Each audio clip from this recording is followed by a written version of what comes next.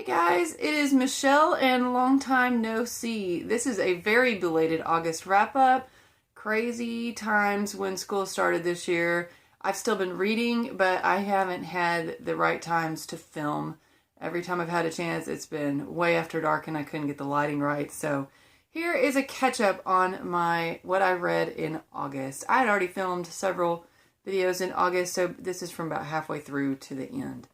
The first thing that I read that I haven't talked about yet is Frankenstein by Mary Shelley. This was for the Read Harder Challenge, the category that daunted me the most, and that was read a book published before 1850. In school, I very rarely appreciated any of the classics that I had to read, so I was not looking forward to this. I just knew the language would be terrible, and that I would hate it.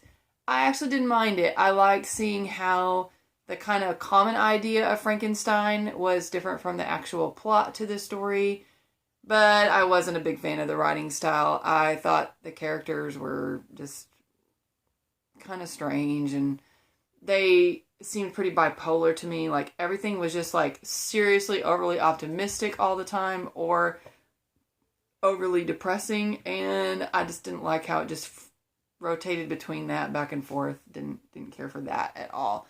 But I can see the value of it from it being from so long ago, and I appreciate its contribution to science fiction, so I did give it 3 stars. Next, I read A Million Miles Away by Laura Avery. This is a young adult novel. It's about 2 twin girls, and one of them starts dating a guy from a nearby town who is going to go off to Afghanistan, and the family doesn't really know him that much. But all of a sudden, that twin is killed, and when the other twin tries to contact him and let him know, she figures out how much her sister meant to him, and she just can't bring herself to tell him, so she starts posing as her sister. And, of course, there are only a couple of ways the story can go. So for that reason, this was for the category of guilty pleasure. I never feel guilty for what I read, but this is kind of a trope that just speaks to me, and I knew it going in. It reminded me a whole lot of the movie While You Were Sleeping with Sandra Bullock, which I have watched over and over and never get tired of. But I like that this one was actually more complex, even though it was geared towards a young adult audience. You had the element of the twin grieving while she's pretending to be her sister. You had the element of the war and the toll it's taking on the young soldier boyfriend. And I just really enjoyed it overall and gave it 4 stars. Next up, I also read something for the Read Harder Challenge. I guess I was just on a roll. And this was for the category of read something by an author or with a main character that identifies as LGBTQ. And Ask the Passengers had been on my list to read for an embarrassingly long time. I didn't pick it up, I think, because I have an old used library copy that sounds like an old library book, and that just doesn't appeal to me. But once I got into the writing, I loved her style of writing. I thought the main character was so well done. She was very complex, but she was not going to be forced into making decisions when people were trying to categorize her. I thought she showed a lot of maturity in that regard. Basically, it's about a young girl named, I can't remember her name. I'm so sorry. Astrid. And she is thinking that she might be a lesbian, but she's not entirely sure, and they've just moved from a big city to a small town, and she can't really relate to her mother or her father because of their situations, and so she goes outside in the backyard, and she lays down on a picnic table, and she looks up, and she can see all these planes going overhead, and so she will talk to the passengers on the plane as they go over.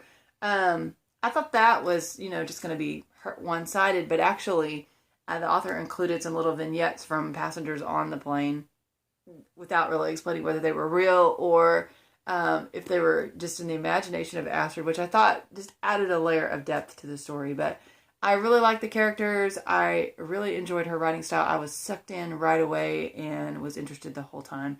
And I would not hesitate to pick up another book by A.S. King. So, gave it 4 stars as well. Next, I read Hopper House by John L. Monk. This is the 3rd in a series, and the first book was called Kick, and it features Dan Jenkins. Dan actually committed suicide, in his 20s, and he just kind of floats in this nothingness he calls the great wherever. And every so often, all he can do is think. He has no body, no nothing. Ever so often, this kind of like opening appears, and he can go through it and inhabit somebody else's body for about 3 weeks, which is fantastic because then he can do things like eat food and do some of the fun things he enjoyed while he was alive. He usually ends up inhabiting an unsavory character and has to find a way to bring them to justice. Well, he doesn't have to, but he thinks that's what he's supposed to do, so that's what he does. It was just a fun ride to read the first book, and it was one of those things, kind of like the first time I watched Pulp Fiction, where I'm just thinking, ooh, I'm laughing at things that are kind of dark, and what does that say about me? But, just that kind of fun, dark humor. The second book had one episode that was a lot darker than the rest, and it really kind of unsettled me. And I mentioned that in my Goodreads review, and the author actually contacted me, which that's what I love about Goodreads. I can actually have an email conversation with an author. That is just incredible. It just blows my mind at times. I'm a little older, so I didn't grow up with all this social media. And he just wanted to assure me that the third book had nothing like that, and he was trying to show how much he dislikes that kind of thing, but he sees how he kind of missed the boat on that one, or that it didn't have that effect at least. And he wanted to assure me there was nothing like that in the third book, and he wanted to send me a copy of a code to get a free copy of it from Amazon because it had been recently been published, the third book. I responded and said, I appreciate you contacting me a whole lot, but I value your work far too much to have you gift me a copy, and so I just went and downloaded a copy. Then, of course, after all of that, I was excited to read it right away, and so I did. And it was right back to the dark humor, with more humor than dark, that I enjoyed in the first one, and it was beginning to feel a little bit like Quantum Leap type thing, where okay, I wonder whose body he's going to jump into next, and that's kind of all there is, and it's just, a matter of what body he jumps into. But then the author did two things that took it in different directions, and I was just awed and amazed, and it was just really fun to read, and I'm so glad I picked up the third one. So I ended up giving it 4 stars. And the last thing that I read in August was The President's Hat by Antoine Lorraine. This was because the Continent Readathon group was reading books from European authors, and I had read another book by Antoine Lorraine, and it is translated fiction because he's French, called The Red Notebook, and really adored it. This one was good. It did not have a romantic element to it like The Red Notebook, so I wasn't quite as sucked in, but it was quaint. It had a very Parisian feel to it, and I liked what happened with the hat, although at first I was a little put off by it because I didn't know kind of a literary device that was going to be used in here.